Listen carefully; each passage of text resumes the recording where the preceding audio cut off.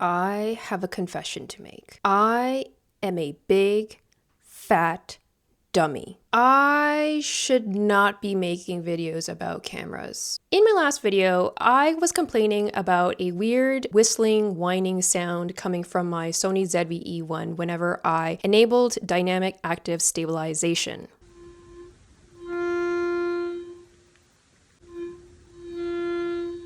And one of you kind souls commented and asked me when was the last time I updated my firmware. Never. And I went on the Sony website and noticed that they were on version 2. A whole ass major version. And you know the worst part of all this is that I work in software. I am a full-time software developer and I know a thing or two about package updates and dependency updates. I swear to you, I'm intelligent. I'm intelligent. And for some reason, when I move over to cameras and working with them, I'm just like, la la la la la, this should work. I'm just so disappointed in myself. And when I updated the firmware, guess what? The problem was fixed. And it took me only 5 minutes. I was dealing with this for 6 to 8 months. 6 to 8 months! And it took me 5 minutes to solve it. What is it about the things that we procrastinate that makes it so much worse in our minds than it is to actually deal with them? So let this be a lesson. Update your firmware. Don't be like me. Fuck.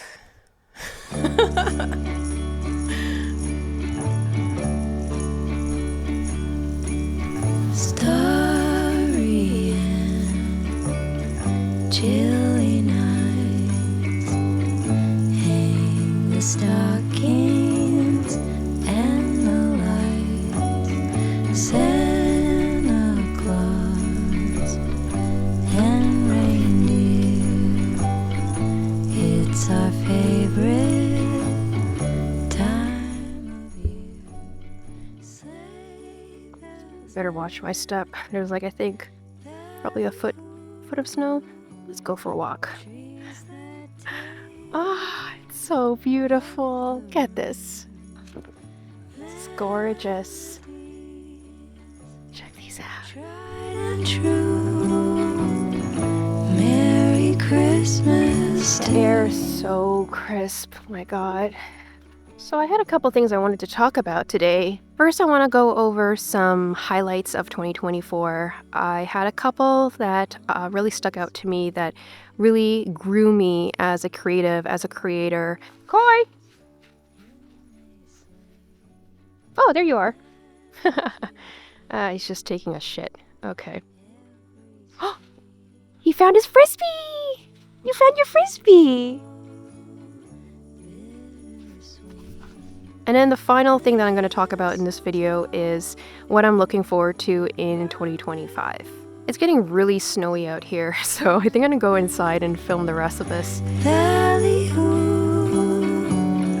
trees that take up the room, melodies, tried and true, Merry Christmas to you.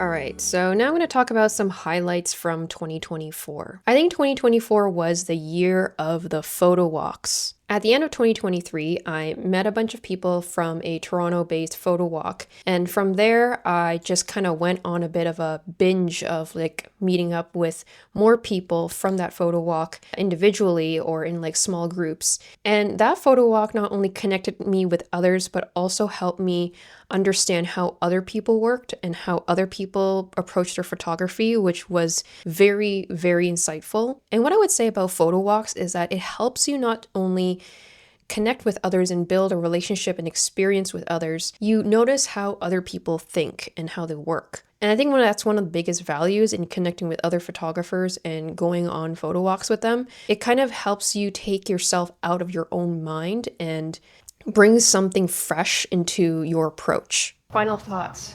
Final thoughts? Whenever you're feeling a bit nervous or a bit anxious when you're walking, at least for me, I feel like that's sort of that moment where you might have a good shot. So the more nervous I get, the more I have to convince myself to take a shot versus Lean into the nervousness. lean into it versus for me to make up excuses not take that shot. But I'm trying to train my brain when I feel anxious or nervous or anxious, that's when I need to take a shot because there might be something there. Cool. Yeah. Thank you. Dragan shoots with a Leica film camera that was made in Canada, which is really cool. I always thought all Leicas were made in Germany. 3, 2, 1. Oh, Yeah, quick. my God. And I was shooting with my mom's old Canon Canonet QL17, which is a rangefinder film camera. I had Portra 800 in there, and it took me like 6 months to finish that roll. And I finally got the scans back, so I can show them to you now. Taking photos in a sleigh, magic fills every street, memories so bittersweet, mistletoe and rendezvous, family. But yeah, we just had a good time walking around Toronto and being belligerents with cameras. If you've been subscribed to my channel for a while, you'll know that I went to Europe in May and I visited 8 cities in 17 days. And that was a wild, wild trip. Not wild in the sense that I got into any trouble. I was in bed by like 9 p.m. every night.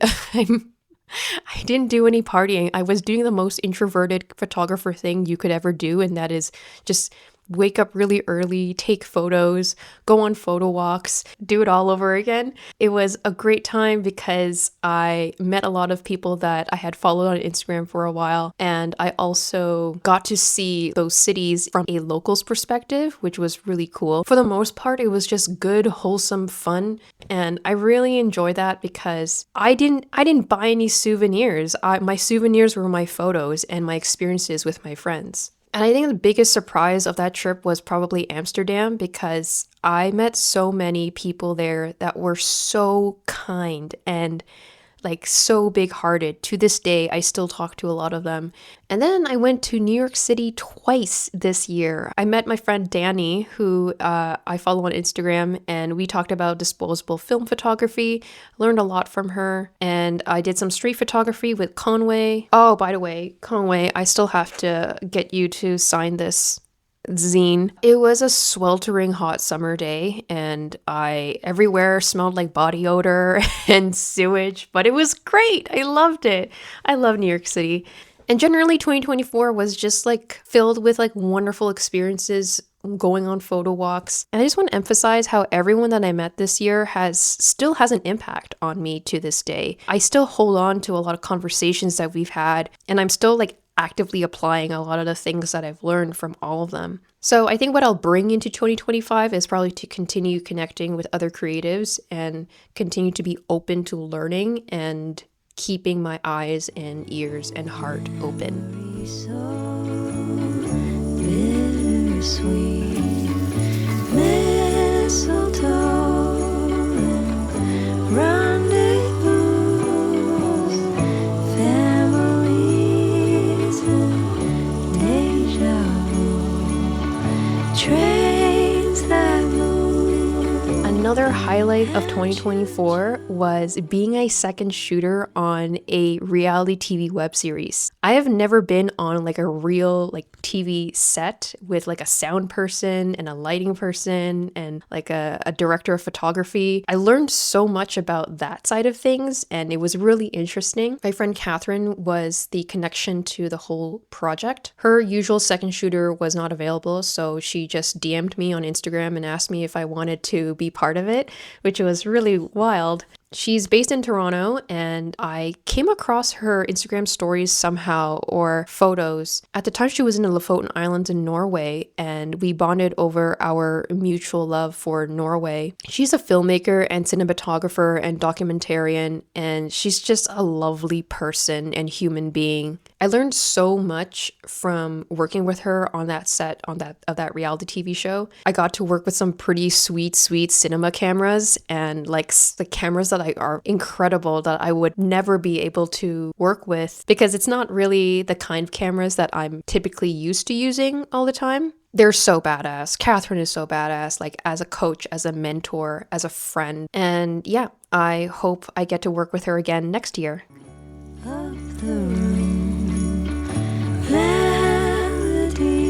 So one thing I want to bring into 2025 is changing the way I appreciate art. This potentially means I spend less time on Instagram and more time actually connecting with other creatives, as well as going to galleries, purchasing zines and photo books, and drawing inspiration in a way that is a little bit slower, a little more meaningful, and a little more supportive of the actual creator.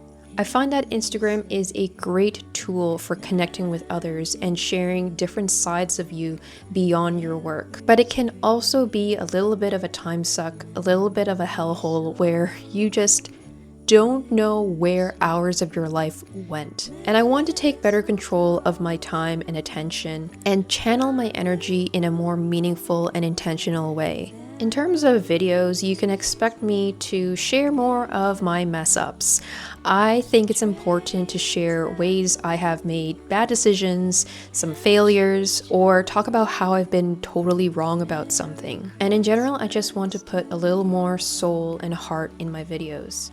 As for specific topics, I won't really talk about them here right now, simply because there are a lot of half-baked ideas, and I would much rather execute on them and share them with you once they're done. But simply put, a lot of the topics will be a little bit more personal. They might embarrass me. The value that I hope you get from them is that it's okay to mess up and it's okay to change your mind. As for travel plans, I will likely be making my way across the Atlantic Ocean again and probably collaborating with some creative friends on some heartfelt videos. And I hope you'll follow along with me through that journey. So please subscribe and I'll see you in the next one. Bye. Lovers cool.